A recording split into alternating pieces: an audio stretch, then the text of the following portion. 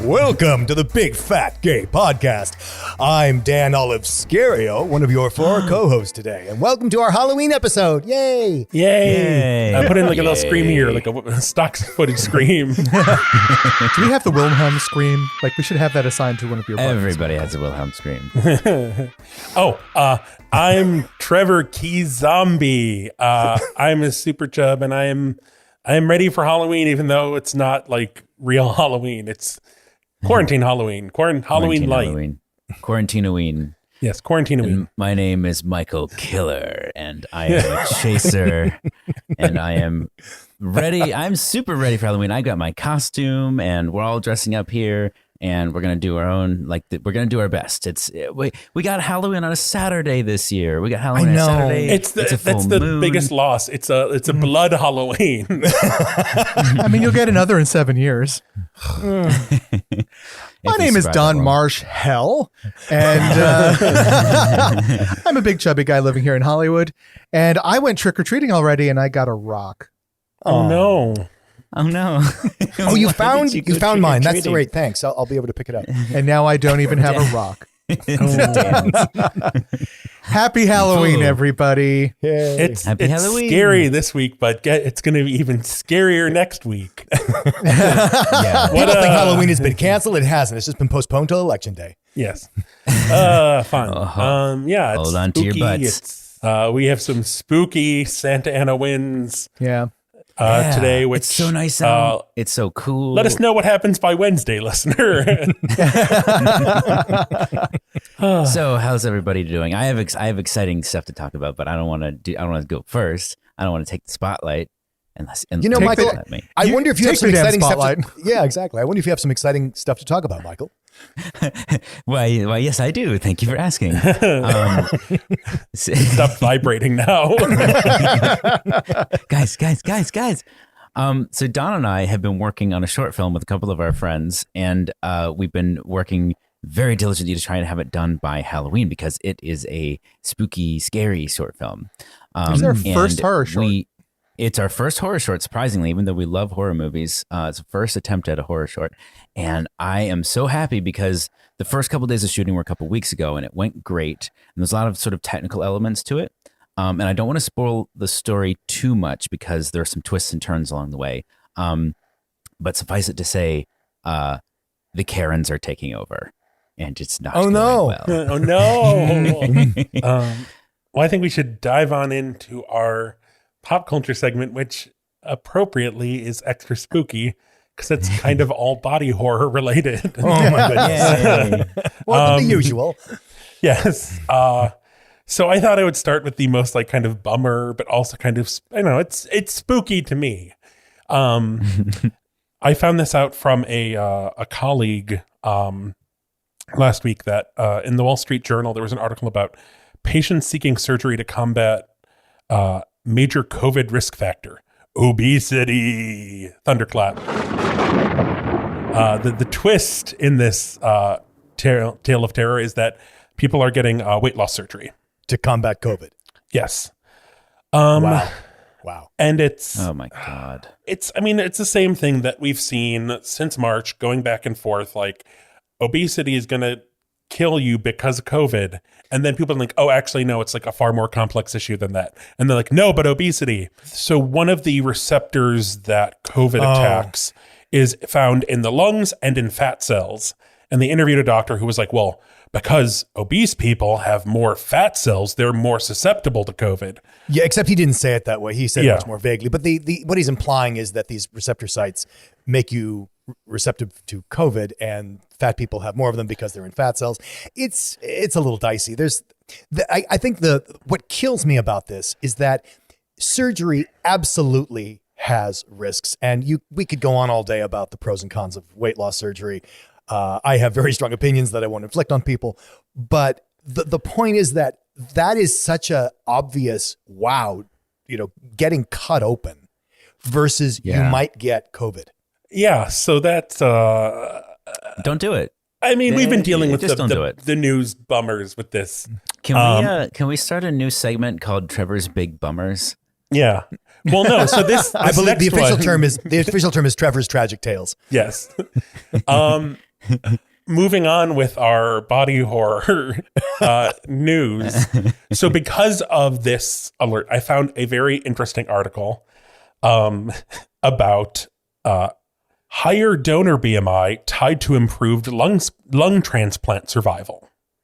Oh, so if the lungs came out of a fat person, they have a better chance in the implanted patient? Yes. And so this study basically followed patients who received lung transplants, and they found that the higher the patients whose lungs came from people with higher BMI had a higher rate of survival. And the speculation on this is like, oh, well. The line that I'm seeing here is that the doctor said that although it is possible that the chronic hypoxic state associated with obesity may lead to advantages in lungs harvested from obese people, additional studies are still needed to confirm. Yeah. So, but the data says a 15 to 20% reduction in mortality in the first year. So, I mean, whatever the cause, the result seems to be at least notable. What bothers me is that the speculation is, well, given that fat is evil and bad, how could that have a good result? And you see this a lot. It's a whole field called the obesity paradox, where obesity is evil and bad, except we get these good results. There's higher survival rates for many things that obese patients undergo. So, but it's always, they're very careful to make sure that it's either, well, it must be an outlier, or it must be because fat is so bad. So what do we have next? Scientists synthesized jawbones from the best. pig fat. This is the most Trevor thing I've ever seen in my entire Where did life. you dig up this? So this is kind of what sparked this body horror segment, because scientists have synthesized jawbones from pig fat. And apparently, so jawbones are the hardest to replace in the body. A trial of a new technique in humans is about to begin. Oh my goodness.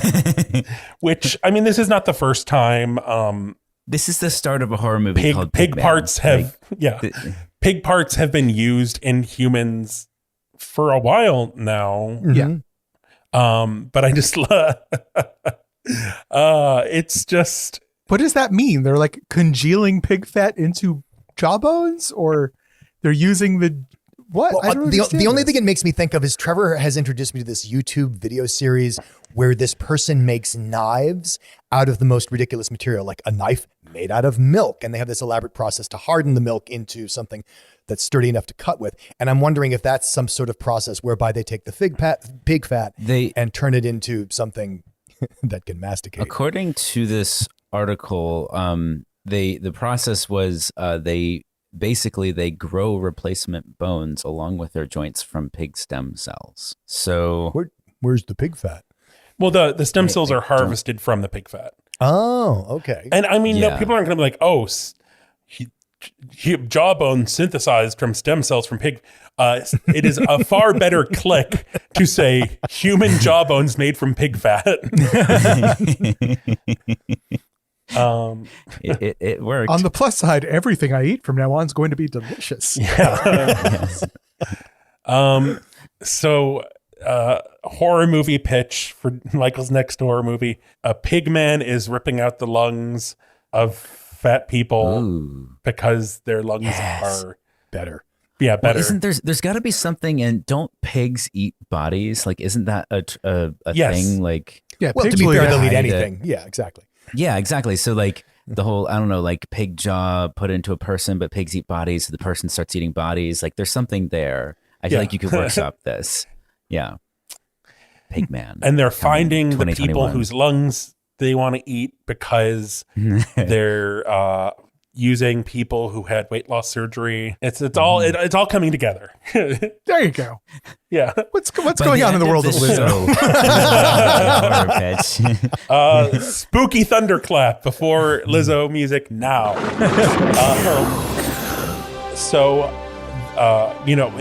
don't know if it was last episode or 2 episodes ago, I mentioned that Lizzo is going to be on David Letterman's new show. That season is out. Dan and I watched the episode this morning. It is fantastic. Oh, she's just wonderful. And the interview is wonderful. Yes, it's a wonderful interview. So just one takeaway for me personally was Lizzo also has wide feet and has custom shoes. Oh, like my baby. Well, no, like I need. Which I just, it's wonderful. She's really into crystals, which she kind of shows David Letterman her crystal collection, which is lovely. And my last note from that is this idea, Lizzo flute Christmas album. I think Lizzo should make. Is that a thing that they're doing, or is that something that you want to see happen? No, it's in my pitch. So Lizzo, I know you listen. I know. Okay, you're out there somewhere listening, somewhere in space and time. One of our devoted listeners. Yes. Release a Christmas album of gentle flute music. Yes, that's what we need now. The first thing that came to my mind was a video for Lizzo's flute version of Silent Night, where she's playing the flute and twerking all the way through it. Yeah. You know, when I think of Silent Night, I think of twerking. Yeah. That's I could see well, it. when you think of Lizzo doing Silent Night, you certainly do.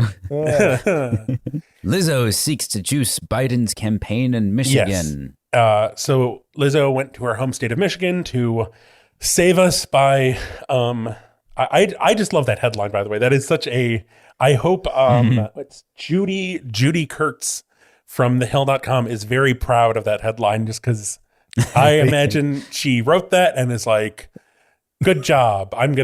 You get a glass of rosé tonight, Judy. But so obviously Michigan is a swing state. Lizzo went to campaign for him. She was in Detroit on Friday speaking at an event for him. She has really been urging people to vote, make sure they're registered to vote early. As part of that, you can text Lizzo be voting, one word, to 26797 to make sure you're registered to vote, to confirm your polling location, to get reminders for all your elections moving forward. I presumably, if you're listening to this on the day it comes out, maybe you've already voted. Maybe you're like, thank you, Michael and Trevor and Don and Dan, but I voted last week, so maybe you all need to vote, which I have news for you. All right, overachievers. We already voted, I think. I mean, we already voted. I saw Michael mailed his thing this morning. Don voted. Dan and I dropped like theirs a week off. ago. Yeah. Oh, yeah. So, Hey. gentle listener, take that. Yeah, suck on that, sir. Yeah. Put that in Or your ma'am. flute. And because it would not be a spooky Halloween episode without a spooky version of Strange Ass Pussy. Yes. Or sorry, version of it would Wet not Ass be a Pussy. spooky without a spooky version of Wet Ass Pussy. Called I Strange Ass have Pizza. it is a mashup of Stranger Things and Wet Ass Pussy. Oh, my goodness. Says certified free, 7 days a week. Wet ass pussy, make that pull out game weak. Yeah, you fucking with some wet ass pussy. Bring a bucket in the mouth, put this wet ass pussy. Give me everything you got, put this wet ass pussy. Beat it up. I like it. It's so vibey. It's like really dark. Like if you don't listen to the lyrics, it just, I mean, the Stranger Things theme has already got that dark synthy vibe, but it's like, it's kind of like the Phantom of the Opera, like to the nth degree. Very good Halloween vibes. So put that'll come on your Halloween playlist right after Monster Mash. The Monster Mash. Our main topic came up in Everything is Alligators, which I don't remember the episode number. But we were It was way discussing back there. the Creep Show short Skin Crawlers, Oh yeah.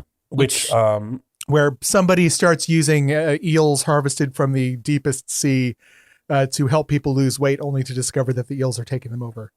Or Yes, using them to well, just yeah. Oh, yeah. Yeah. I remember that. because it's like, oh, they've never been studied by man, but they're isolated, blah, blah, blah. And then there's like a solar eclipse and they start exploding out of people. Yeah. But those people whom they explode out of, they do not get COVID. So mission accomplished. Yes. It's true. You know, like think about it. But this spawned the little thought kernel for a spooky discussion of fat and horror. Spooky popcorn discussion. So I thought a way to start this off would be kind of what was your first experience of seeing fatness in a horror movie? That was a hard question for me because I couldn't think of one right off the top of my head, like from a long time ago. Yeah. What's seared into my brain is, and you know me, I'm not a huge fan of horror, but that doesn't spare me from a lot of the trailers that come up. And I think you guys are going to talk about this anyway, but what's seared into my brain is the woman in the shack from that sort of parody horror movie or funny horror Slither. movie. Slither. That was unnerving, and that is just, boy, I remember that scene, that image. Yeah. I think the first one for me that I can think of definitively was a character named Pearl from Blade. Oh yeah. Which I think we also talked about at some point. Yeah, I think that's the earliest one specifically from a horror movie. Now, I know that I've seen them in other ones because it's one of the slasher victim tropes of slasher movies is the fat guy. But I honestly I know that exists. I'm not contesting that fact. I can't think of one of those characters because none of them. Oh, they don't have characters. Yeah, they didn't really have characters. They're just sort of like fat doofuses that eat and or drink a lot, and inappropriately, and then die sort of some humiliating death that usually capitalizes on their fatness in some way. Let me throw this out there. I think I didn't watch a lot of horror movies as a kid. Most of the movies I've watched have been in my 20s. And I think, granted, this isn't exactly a horror movie. It's more of a comedy that has horror tropes. But Shaun of the Dead has Nick Frost playing sort of supporting the first supporting character in Shaun of the Dead, fat actor, awesome fat actor. And granted, he is playing kind of the buffoonish friend, but he still has an actual arc and he has a real part to play. And spoilers for basically all of the movies we're going to talk about. Just know that. Spoilers. He has, he kind of survives through the end of the movie. I mean, he gets bitten by a zombie, but he also still keeps his place and gets to continue being a zombie as a friend. Our friend is a zombie. There's something there in that he's playing a real character. Mm-hmm.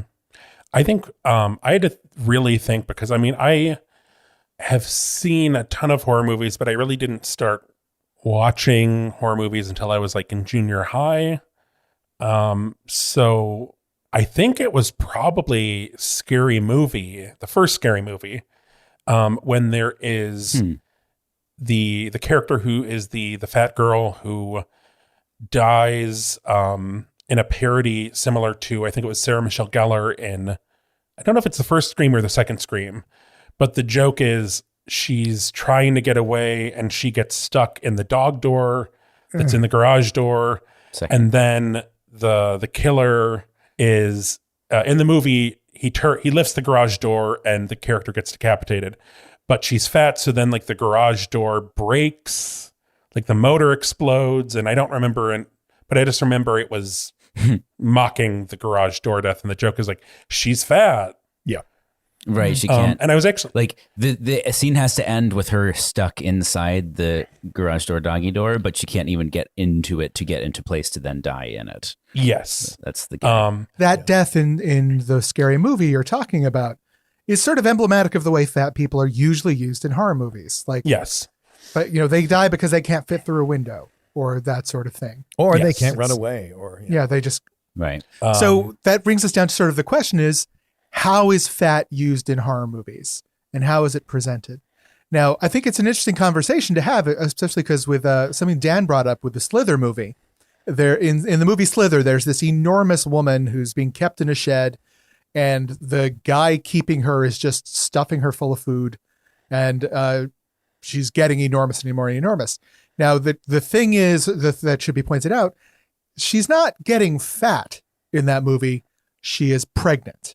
She's filling up with these alien life forms that she eventually bursts. And it's sort of I feel like there needs to be a distinction made or an acknowledgement made that like pregnancy, body change horror, and fat horror, they're different, but they're often tied. Yeah. Like being large and having something inside you is not something that's that strange in horror movies. You know, going for like Basket Case, I think if I recall correctly, has this mutant thing he's carrying around in his belly. I feel like kind of some things that split the difference between like fat person as monster and fat as horror, like and even I mean kind of fat people as victims, like Silence of the Lambs. Buffalo Bill is targeting fat women because their skin is more suited for his needs of making a lady suit. That's the first category right there. Yes. Is fat person is victim. Yes. Right. So the fat guys in the slasher movies, fat women in Silence of the Lambs, they are usually early to mid movie deaths. Yeah. Usually. They usually don't make it into the final few minutes. I can't think of any movie where a fat person is the final girl or the final guy, or I mean, Silence of the Lambs, technically, the one who's in the well. I mean, but you could almost argue that like by the end of the movie, she's lost weight because he's starving her in the well. So yeah. Well, and also she's a MacGuffin. She's not actually a character. Yeah. Like it's very hard to come up with any character detail about her besides that her skin is soft and supple and good for a fat suit. I don't know. I will argue that the scene before we see her kidnapped with her singing American Girl in the car is I mean, I remember that scene just because it's such a like, I mean, they can't give her that, like, there's a whole lot going on in that movie, but I think that is a great way to establish her as like, that's just a little glimpse into who she is. She's human. They humanize her, which is another rarity. Yeah. Like, you often don't see fat people humanized in horror movies. Mm-hmm. Their entire identity is tied up with being fat. Usually they're eating or drinking constantly, like even more so than comedies. Mm-hmm. But so here's my question though. What about movies that use horror as a secondary genre next to comedy? Like I mentioned Shaun of the Dead, and I would say Nick Frost's character is a proper character. His character is an asshole, but he sort of comes around by the end. He has an arc. We also have Tucker and Dale versus Evil, which it's not totally a horror movie. Like, I would say it's more of it's horror comedy. It's like more of a romance and a comedy. Horror. But by the end, like, there are some, like, the ending of that movie has a whole horror movie set piece climax to it, where he outsmarts the bad guy. For our listeners out there who enjoy horror and enjoy fat people, Tucker and Dale versus Evil, I can't recommend high enough. It's one of the few movies I can think of where the fat protagonist is genuinely empathetic, a delightfully funny person, and the movie itself is just great. So that's nice. Good. Highly and recommend. He's not a Mary Sue either. It's not like it's actually a well-balanced part where he actually gets to learn about himself and grow and falls in love and he gets the girl in the end. Like, there's a lot of the fat guy gets the girl. He gets the girl in the end. Wow, that's the whole point of the movie. Yeah, and it's not just a like slapped on thing. The relationship between the fat guy and the girl is the entire impetus. It is of the movie. Yeah, that's why I say it's not exactly. Have you not a seen it, movie. Dan? No. Oh, Dad. Well, yeah. Remember, I want to watch it with you. Remember, I'm the guy representing the listener who has no idea what you're talking about. I totally want to watch it. I would totally want to watch it with you.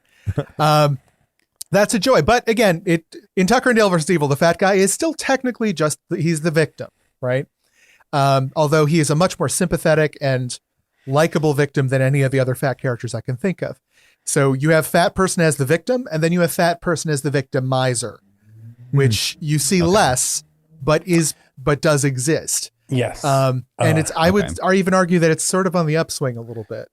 I've been so excited to talk about this because in kind of doing this dive into fat and horror, there's a movie called Criminally Insane, it's called Criminally Insane. It was originally Crazy Fat Ethel, which then there was a group of people that remade the movie in 2018.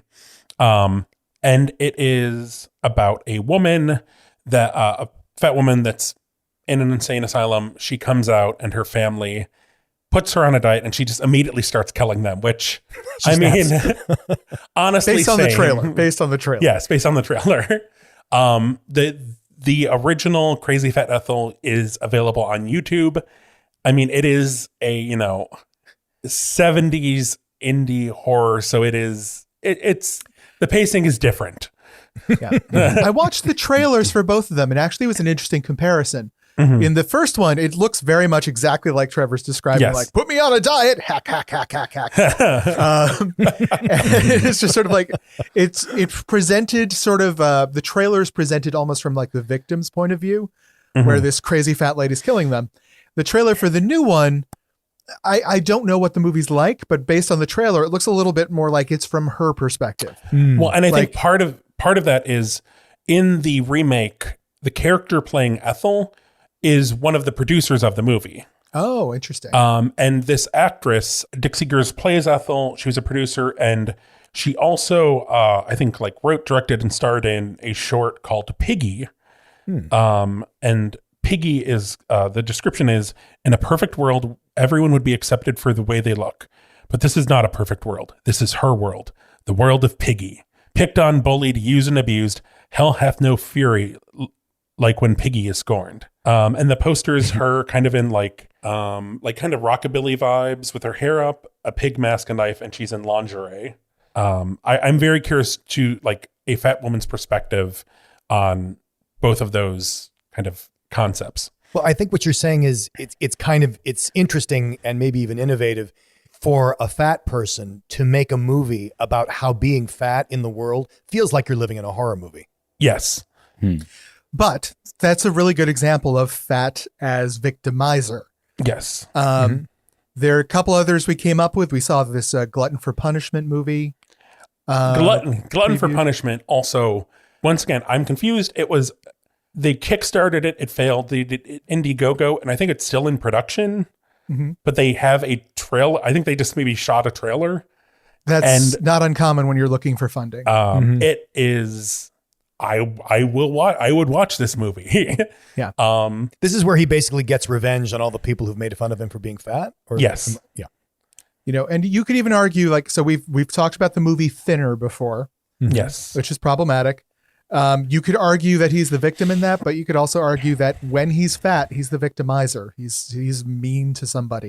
Mm-hmm. But I wonder when you talk about fat as victimizer, there's, unlike, say, I don't know, I don't think that a lot of people, I mean, I'd be wrong. Again, it's not my genre. Do people have sympathy for Freddy Krueger? Do people have sympathy for Mike Myers? Oh, the poor kid. I think that what may be different as fat as the abuser is that, or a victimizer, is that we see all this horrible behavior coming out of horrible abuse. And is that normal in a horror movie? When the character is explored, yes. Like in some later versions of Freddy Krueger, it was sort of implied that, it was applied through most of the movie that he was innocent. Mm-hmm. And then at the end you find out, oh no, he wasn't. But, it sort of sets up sympathies for some of these characters. A lot of the classic slasher movies start with the character's trauma as a child and then flash forward, and you don't know who the adult child is until the end, but you know why they're killing people, that sort of thing. Fat is not always sympathized. There are fat monsters in some movies, and those fat monsters are just as faceless and awful as the rest. Would that be like Pearl in Blade? Pearl in Blade is a good example. 13 Ghosts. Yes. 13 Ghosts. There's so in 13 Ghosts there are these 13 ghosts. In 13 Ghosts, how many ghosts are there? 13. No, but they represent this thing called like the Dark Zodiac, and all of the ghosts actually have all these really complicated backstories that they don't go into in the movie. But the character of the great child in 13 Ghosts, it's this like giant fat baby kind of was spoiled by his mother and is all corrupt and because he was coddled and blah blah blah. And oh dear. But I mean, the silver lining is they don't really go into that too much in the movie. No, because that's the end of it. If you're kind to your children, they'll be fat and weak is the message. Yeah. Or there's the other example. And now, unfortunately, I'm blanking. It's Tales to Tell in the Dark. Michael, we saw that a while back. The Pale Lady is the Pale Lady in Scary Stories to Tell in the Dark. Thank you. Scary Stories to Tell in the Dark. Like, it's just an ominous figure, no lines, no character background, and she's just this fat lady that's always down this long hallway, walking slowly towards you. I mean, she's kind of scary looking. I feel like she also just kind of looks like a fat old lady. But does she have a knife, a chainsaw, nope. a ham very sandwich? still, very unarmed, just walking and just toward you, always approaching. Okay. And when you watch it in context, I thought it was terrifying. Interesting. Well, it was impressed. terrifying because it's the character is trying to escape this sort of large empty building, like long hallways, like an asylum or something. And every corner he turns, she's at the other end of the hallway walking closer to him. But like he turns back around to go the other way and she's there walking closer toward him. And so like no matter which hallway he goes down, she's still making progress closer to him until eventually he gets trapped and she just sort of envelops him slowly until he's gone. Is her being fat integral in any way, or is it just that's what she looks like? So she consumes him basically, if you want to look at it that way. I mean, she just sort of like Scary Stories to Tell in the him. Dark. The character is based off of an illustration from the book, which I think is an amazing job of like transferring this very stylized illustration by Stephen Gammell. And just to round out the collection, I think to me, one of the more iconic fat characters in horror as far as victimizers go is a character called Butterball from the Hellraiser series. There are these sort of 3 or 4 iconic demon characters they call the Cenobites. And he is large and basically looks sort of like a man slug heavily into S&M, like all of them do. But he's not, like, the fact that he's fat is the thing that identifies him, but it's not necessarily something that characterizes him as far as I can tell. But he's generally portrayed as just as terrifying as the rest of them, in a sort of sleek, foreboding sort of way, rather than the funny fat guy's coming for you.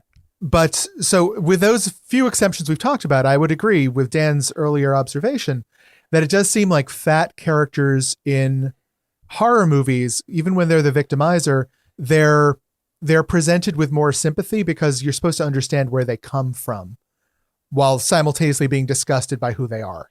Yeah, because I think even if you're in the schlockiest, cheapest horror movie, there is still the expectation that people know that fat people get shit. Mm-hmm. And it's just a matter of how much the filmmaker wants to sympathize with that or simply use it as a motivator.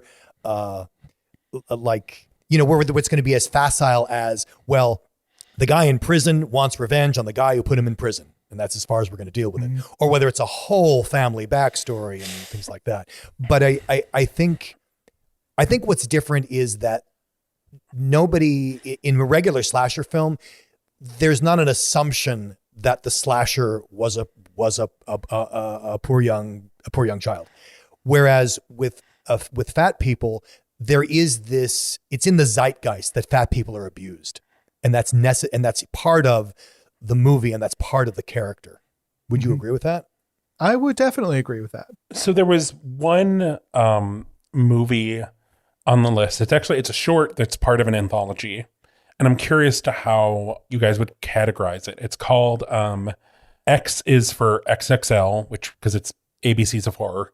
And it's, it's super short. It's like 6 minutes. And it's a woman, a fat woman, and she's, kind of inundated with all of these, the culture, the ads, telling her that her body is wrong. And she ends up carving up her body to, the perfect ideal form. Carving her body into the shape of a supermodel. And of course, it's horrific. Yes.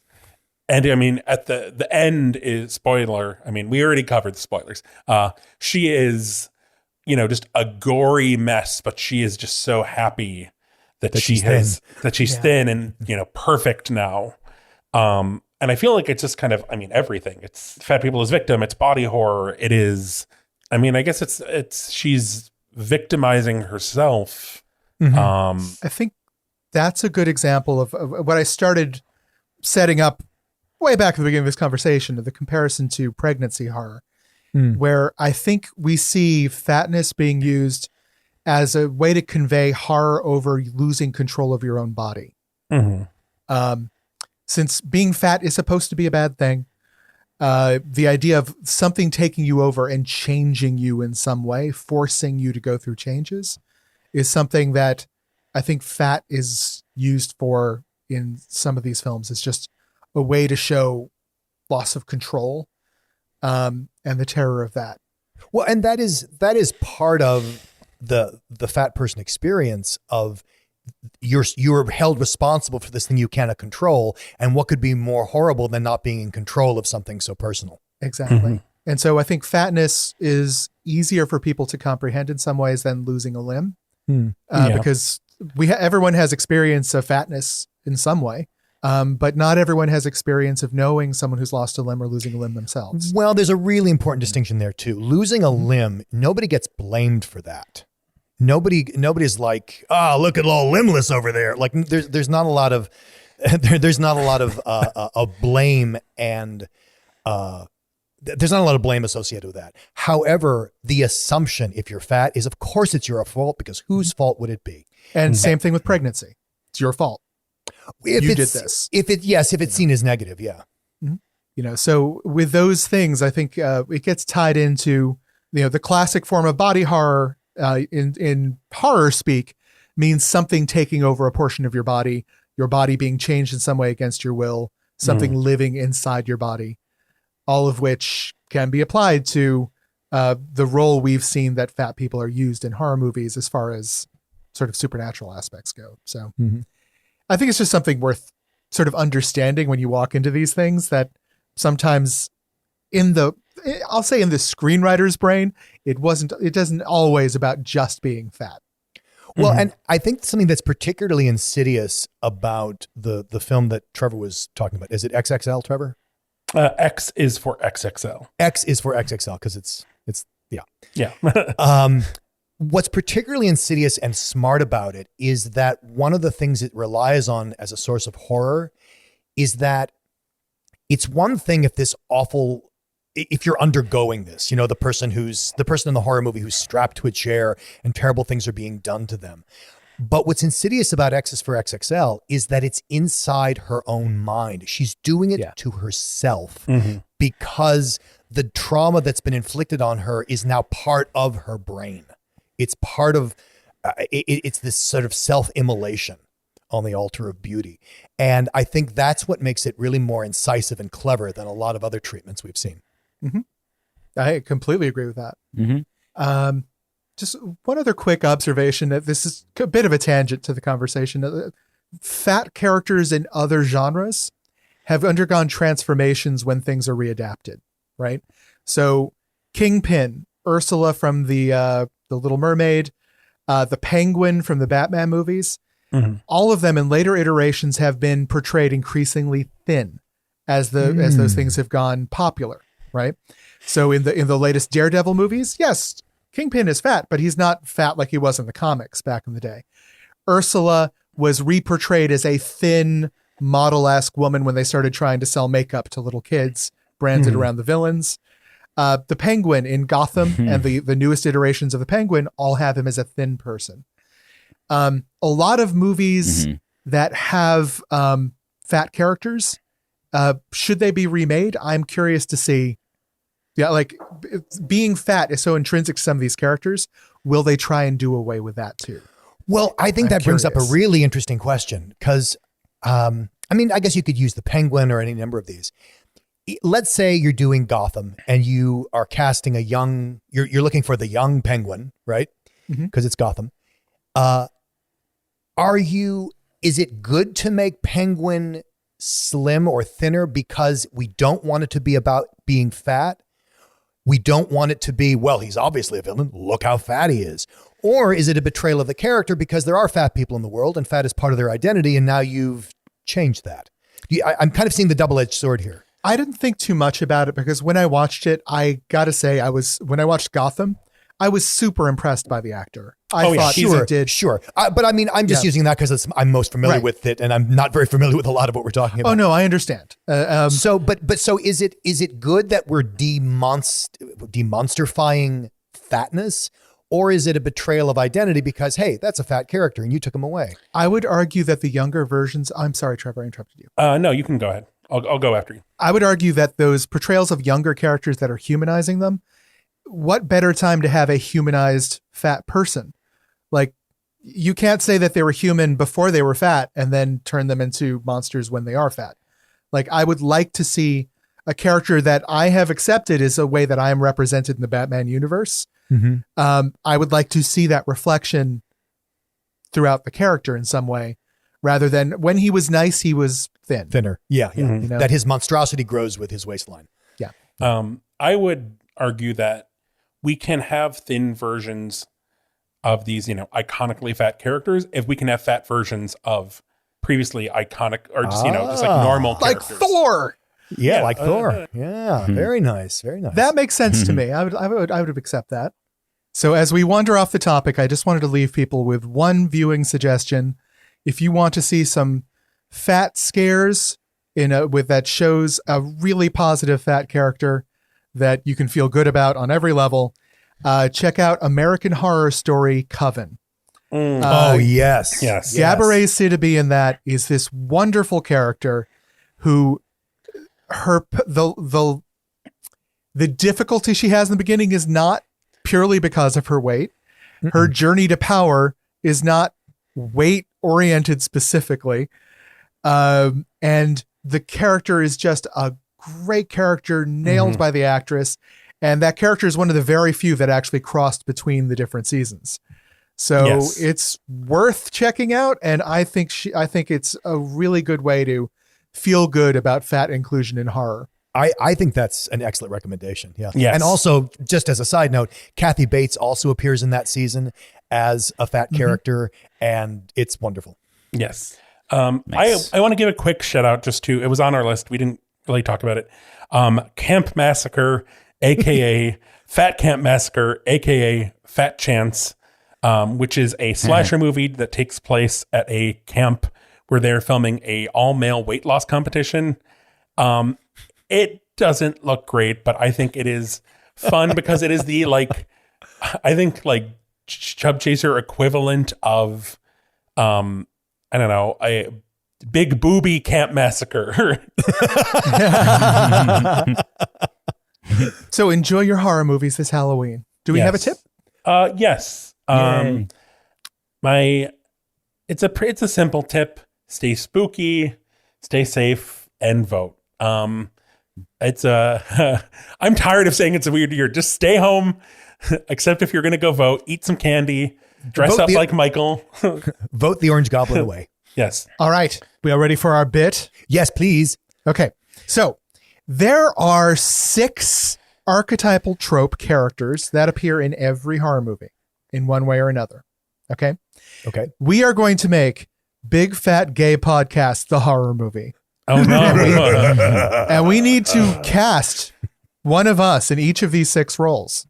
Okay. Okay. Now, what I'm going to do is I'm going to describe one of the tropes.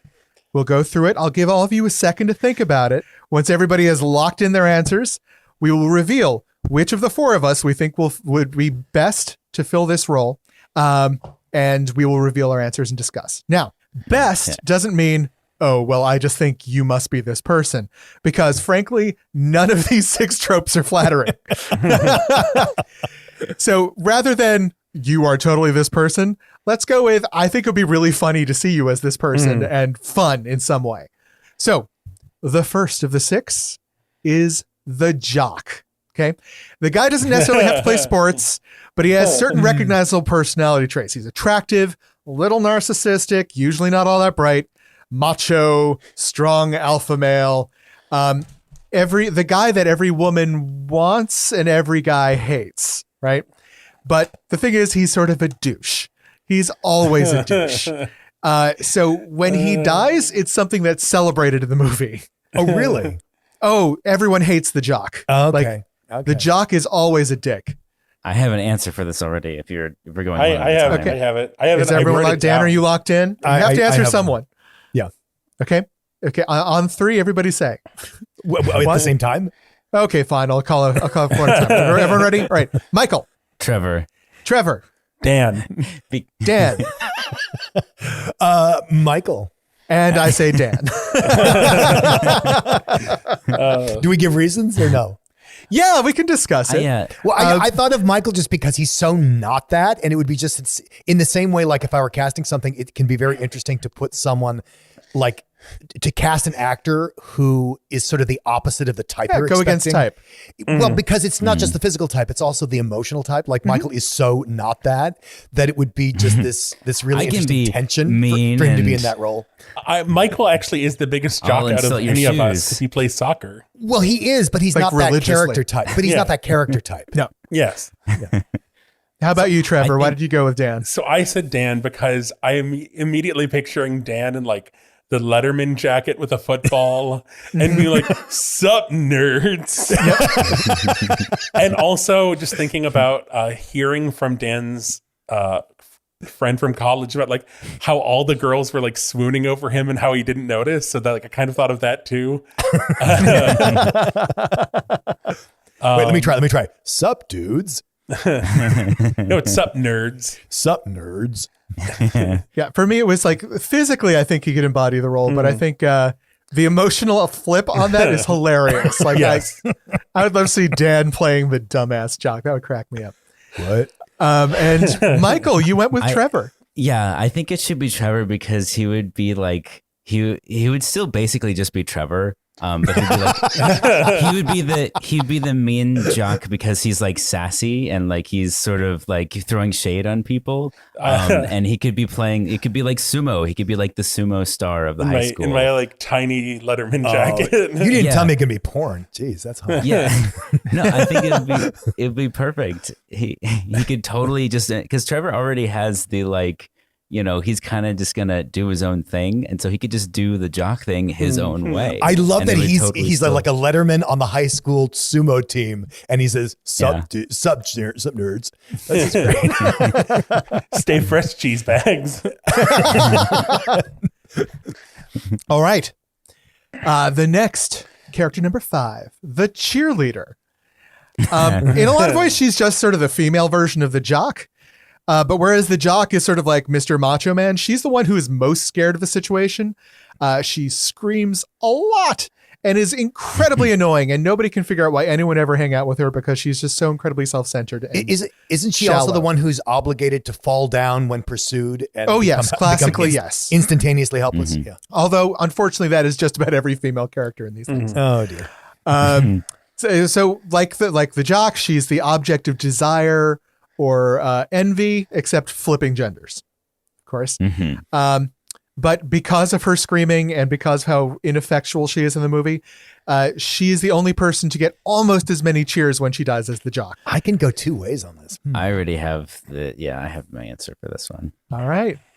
Dan, are you ready? Yeah, sure. Okay, Dan, who are you going with? It was a toss up because it was either you or Trevor, and I don't know. I think it might be Trevor because he has this gift to be annoying in that way sometimes. It's true gift, and I think I can really see him. I don't know. I'm sort of imagining this Penelope pit stop. You know, help. And getting stabbed and like, my boob. Michael, who are you thinking? I'm going with you, Don. I think it would be funny because it would be like you would, again, I'm sort of imagining this as like all of us still basically just being us. So I think it would almost be the like self-referential, like you're trapped in the cheerleader role and that's you're sort great. of obligated to do the tropes and you know it and you're self-aware.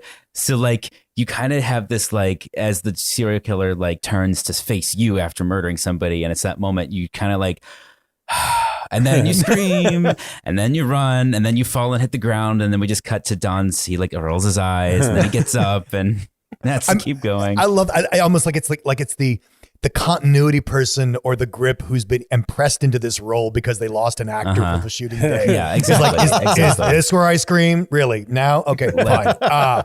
Is that good? Fine. Yeah. Thanks. Bye. I think it could be hilarious if I was cast as like the stunt person for the cheerleader and then she quit. So they just stuck me in the dress and they're making me do all this stuff. Trevor, who are you going with? I also picked Don because I'm picturing Don in like the like white turtleneck sweater with like this, I don't know, an R, like a Riverdale R on it. And like the skirt, and like he's like flirting with all the jocks, but he's taller than them. And like he's taller than the serial killer. And just this like, and like this high pitched shriek. It's just very satisfying in my mind. Is it weird that I'm like really into these like I love this. Nice. I went with Trevor for pretty much the same reason. I just want to see Trevor in the little cheerleader miniskirt. That's all. Yeah. It would just climbing make me to the happy. top of the pyramid.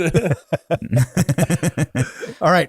The next role, the nerd/stoner. There always has to be the character. He's sort of the outsider, but he hangs around with the cool kids. This is often also the fat guy. That's very often the same role this one. He can be the comic relief, but he's sort of disconnected from reality, either because he's sort of too smart to see himself in it, or he's too stoned to accept that he's sort of in it. He's also sort of usually the most likely just to give up halfway through. We're all going to die, man. We're all going to die. But interestingly enough, the nerd/stoner is also one of the only ones in horror movie tropes that the audience sympathizes with. He's usually the only person that's nice, that actually has a character, that people feel connections to. Also, a lot of times we'll figure it out. Figure sorry? out what's going on. A lot of times we'll also figure out what's going on before anyone else. Yeah. And then immediately forget But it because then- he's stoned. Or actually, usually they're made a Cassandra by everyone around them. Yeah, exactly. Like they tell them exactly what's happening and no one listens. I have my answer. I have my do answer, too. but I'm not sure. Can I pick myself? I haven't. I was going to say, it's got to be Dan. All right. Did anyone here not pick Dan? Okay, so we're all on for Dan. Dan is the Even Dan nerd/stoner. picked Dan. That says something. I like picturing Michael as the stoner because he has his like swoopy 90s dreamboat The hair, hair. but I'm picturing it as like dreadlocks and like Michael and like the rough sweater with like a little joint. Well, add to that the fact that his eyes turn into slits when he's drunk. It's just awesome. Just like there's something I like. Wait. that- You all picked me, but you're all talking about him. How come? I don't get that. Well, we have kind of two I flavors. picked Michael I as think the you're stoner. nerd, If it was the and nerd, I'm I would the pick stoner. you. But I like Michael as the stoner. Just like Hey. I am not a nerd. I am a dork. Oh, This is No, true. you're a that's nerd. something a nerd would say. I'm I'm a sorry, you're a total nerd. no, No. my Trevor corrects Dan, people all the Dan time. is definitely a dork. All right. Nerds know about pop culture. I am sort of dreading this one, but we'll see how this goes. The next one, number 3 on this countdown to number 1, the token minority. Wow. So it's in a cast full of Caucasian characters. There always seems to be one character from another race to provide a little diversity, but doesn't have any other defining character trait. They're usually early to die in the movie and no one really cares. They don't suffer much because they don't have fear of anticipation. They never get a chance to know what's going on. Usually, this is just sort of a blanket thing. I have an answer for this one. Let's see. It should be noted the minority can also occasionally be the stoner or nerd. That does happen sometimes. My answer for this one is none of us kill the minority token trope and have minorities play all the roles. I want to be the token white guy and be the first one to die. Yeah, there you go. I agree with both of you. I put Michael as the token white guy in the production. That's I good. mean, I'm from the Midwest. All right. Number 2 on our countdown, the nice guy. This is our main male character. He's usually the main girl's love interest, but sometimes can be a brother or a friend. He's always best friends with the jock, though no one knows why. But he's often the voice of reason. He's sort of the normal one. We get to root him on, and he is the second most likely to survive. Who's the first most likely? Well, I guess that might be number one on our list. Mm-hmm. Once we get there. So let's see. He is not the asshole. Who do we have cast? Well, that rules me out. I mean, who is our nice guy? Think on it. I think we all know it's Michael. He's just so sweet. Yeah, it's Michael. I thought we were casting against type. Only if we want to. We are. I know, but he's the one. Like I think everyone's hoping Michael's gonna live, and it seems like he does. And then like a pipe goes through his chest, and he's like, "Oh!" It's like the really upsetting final death. Yeah, that's that literally makes the defining trait of that part. He's the only one you feel bad when they die. Like, oh no, he's the nice. We wanted them to be together. Well, my opinion is, God, we'll never know his opinion. Number one on the list. This is the character that all of our dedicated horror fans saw coming from a mile away. The Virgin / the last girl. She's the one who's subtly smart, subtly pretty, sweet and liked by everybody. She doesn't actually have to be a virgin, but she's like way nicer and sort of like more sexually conservative. She's pure Let's of go heart. with that, you know. But she's the one who finds her strength over the course of the movie, and usually after everyone else is dead, finally gets off her ass and does something. So I have an answer for this. I have an answer for this. Goodness. Dan, we're waiting on you. I think our answers are related. Sure. I guess, yeah. All right, Trevor, lead us off. It's Lizzo. It is the Lizzo horror movie, and she kills him by like jamming her flute into his head and then playing, and his head swells up like a balloon.